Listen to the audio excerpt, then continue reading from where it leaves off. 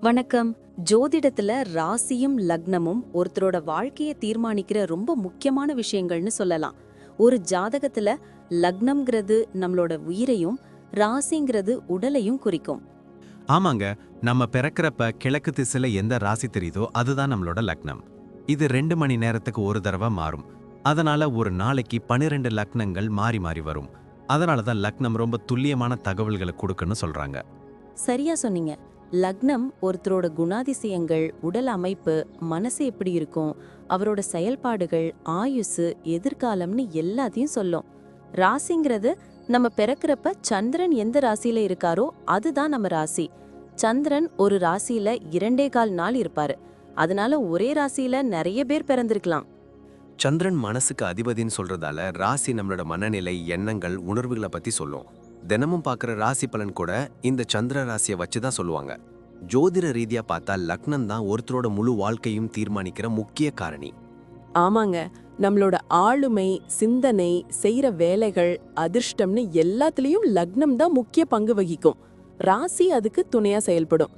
ஒருத்தருக்கு லக்னமும் ராசியும் ரெண்டும் நல்லா இருந்தா அவரோட வாழ்க்கை நல்ல முன்னேற்றமா இருக்கும். மேலும் லக்னம் மற்றும் ராசிக்கு அதிபதியான கிரகங்கள் ஜாதகத்துல எப்படி இருக்குங்கிறதையும் பார்க்கணும். ஒரு கிரகம் லக்னப்படி கெடுதல் பண்ற மாதிரி இருந்தாலும் ராசிப்படி அதே கிரகம் நல்ல பலன்களை கொடுத்தா அந்த கெடுதல் குறைஞ்சி நல்லதாவே மாற வாய்ப்பு இருக்கு. அதனாலதான் ஒரு ஜாதகத்தோட பலனை முழுமையாவும் துல்லியமாவும் தெரிஞ்சுக்க லக்னம் மற்றும் ராசி ரெண்டையும் சேர்த்து பார்க்கணும்.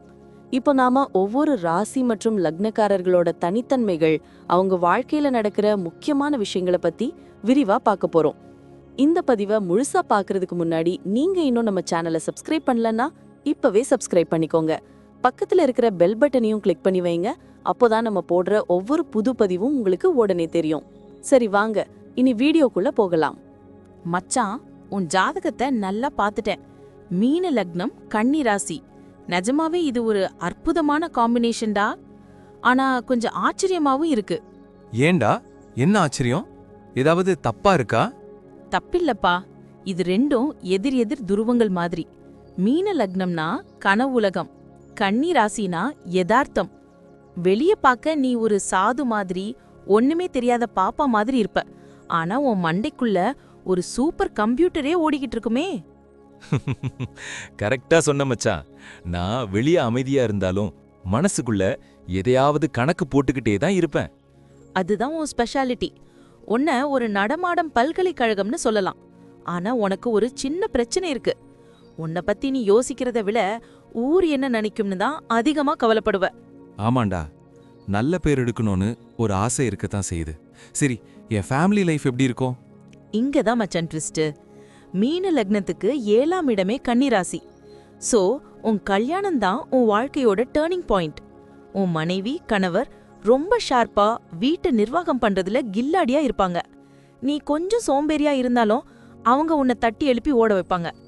பரவாயில்லையே, ஆனா வீட்ல அடிக்கடி சின்ன சின்ன சண்டை வருது. அதுக்கு காரணம் நீதான். கன்னிராசி புத்திய வச்சுக்கிட்டு வீட்ல அது சரியில்லை, இது சரியில்லைன்னு குறை கண்டுபிடிச்சுக்கிட்டே இருப்ப. உன் நோக்கம் நல்லதுதான், ஆனா அது மற்றவங்களுக்கு டார்ச்சரா இருக்கும். அதை மட்டும் குறைச்சுக்கோ. சரி, ட்ரை பண்றேன். தொழில், வேலை விஷயம் எப்படி? இது உனக்கு ஒரு கோல்டன் பீரியட்டா. டீச்சிங், பேங்க் வேலை, ஆடிட்டிங், லாயர், இந்த ஃபீல்டெல்லாம் உனக்கு சக்க போடும். நீ பிசினஸ் பண்ணா கூட பார்ட்னர்ஷிப் உனக்கு செம்மையா ஒர்க் அவுட் ஆகும். ஏன்னா ஒரு ராசி 7ல இருக்கிறதால கூட்டாளிகள் மூலமா லாபம் வரும். சூப்பர். ஆனா கையில காசு நிக்க மாட்டேங்குதே. ஆமா, பணம் சம்பாதிக்கிறதுல நீ வேகம் காட்டுவ. ஆனா அது அப்படியே செலவாயிடும். சுப விரயம்னு சொல்லுவாங்க. அதனால பணமா வச்சுக்காம நிலம், வீடு இல்லனா தங்கமா வாங்கி போட்டுரு. ஷேர் மார்க்கெட் பக்கம் மட்டும் போகாத. ஓகே, இன்வெஸ்ட்மெண்ட் பண்ணிடுறேன். உடம்புல ஏதாவது பிரச்சனை வருமா? மீன லக்னம்னா பாதம், கண்ணினா வயிறு. சோ கால்வலி, பித்த வெடிப்பு, அப்புறம் கேஸ் ட்ரபிள் வரலாம். முக்கியமா நீ ஓவரா யோசிச்சு யோசிச்சு ஸ்ட்ரெஸ் ஆகிடுவ. அதுதான் உன் உடம்ப கெடுக்கும். தண்ணி நிறைய குடிச்சாலே பாதி பிரச்சனை சால்வ் ஆயிடும். பசங்க ஃபியூச்சர்? உன் பசங்க மேல நீ உயிரையே வச்சிருப்ப. அவங்க பயங்கர கிரியேட்டிவா, ஆர்டிஸ்டா வருவாங்க. குறிப்பா பெண் குழந்தைங்க மூலமா உனக்கு பெரிய அதிர்ஷ்டம் இருக்கு. ஆனா அவங்க கிட்ட ரொம்ப ஸ்ட்ரிக்டா இருக்காத. புரிஞ்சுது. வேற ஏதாவது டிப்ஸ்? உனக்கு டிராவல் பண்றது பிடிக்கும், அதுவும் ஆன்மீக சுற்றுலா போனா மனசு லேசாகும். ஒரே ஒரு அட்வைஸ் தான், உன் தாழ்வு மனப்பான்மைய தூக்கி போடு. மத்தவங்க என்ன நினைப்பாங்கன்னு கவலைப்படாத. வியாழக்கிழமை தட்சிணாமூர்த்தியும் புதன்கிழமை பெருமாளையும் கும்பிடு. உன்னோட அறிவும் சர்வீஸ் மைண்டும் உன்னை பெரிய இடத்துக்கு கொண்டு போகும். நீ வேற லெவல் ஆளு மச்சான். ரொம்ப தெளிவா சொன்னடா. இனிமே இந்த கவலைய விட்டுட்டு என் வேலையை மட்டும் பார்க்கறேன். தேங்க்ஸ் மச்சா. நன்றி. நான் இப்போ சொன்ன விஷயங்கள் எல்லாம் பொதுவான பலன்கள் மட்டும்தான். உங்களுடைய சுய ஜாதகத்தை பொறுத்து சில விஷயங்கள் மாறுபட வாய்ப்பிருக்கு. ஆனாலும் நான் சொன்ன பெரும்பாலான விஷயங்கள் உங்க வாழ்க்கையில நடக்கும்னு நம்புறேன். இந்த வீடியோ உங்களுக்கு பிடிச்சிருந்துச்சுன்னா நான் அடுத்து பாகம் 2 எடுக்க தயாரா இருக்கேன். பாகம் 2 வேணும்னா பாகம் 2ன்னு டைப் பண்ணுங்க. நிறைய நண்பர்கள் பாகம் 2 கேட்டா சீக்கிரமே பாகம் 2 வீடியோவை பதிவு செய்றேன்.